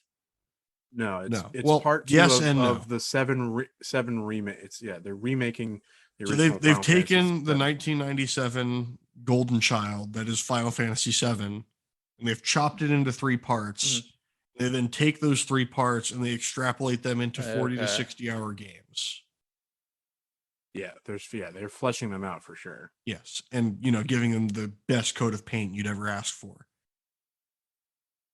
Yeah, the Intergrade, the first part, is on my shelf, and I will need to be playing it soon. And that was the final announcement to cover just briefly, is that Intergrade is now coming to Steam. It had been Epic Game Store's PS5 exclusive. And one of the big things about that is it came to Steam, and it came to Steam with a Steam Deck verified check right away. Cool to see potentially that's a PS4 game that you could play in the palm of your hands that looks beautiful on a PS5, mind you, with the PS5 Intergrade update. So you're going to be playing that on the go on a handheld. That's crazy. What a time, man. What a time to be alive. And yeah, speaking of that, how are we going to play through all these games? I don't know, folks. You'll have to stick around and find out as we continue on. Will I finally perfect the Naruto specific Kage Bunshin no Jutsu for all of the dub people? That's a shadow clone jutsu, and make 20 of myself. So you can play them all at the same time. But yeah, that's the only way we're going to get through some of these things. But and again, this is for now. We'll put a pin in it. We're not going to say that this is finishing our not E3 coverage, because as far as we know, there's more coming. Yeah. So I think we're going to probably plan to take our week off next week, and then we'll pick things back up, because we may be right back in it. It may time itself perfectly. But yeah, this has been a lot. Again, we apologize to Nico, our wonderful, beautiful editor. Thank you for this one, and our listeners who are going to sit through this extra long episode, but it was worth it. Yeah. But any final thoughts, folks? Anything else you wanted to add? I'm just here to kill chaos. I know. We know. Okay. All right, gang. So quick plug. A lot of games. Quick plugs. Follow us on Twitter at CamcomPod.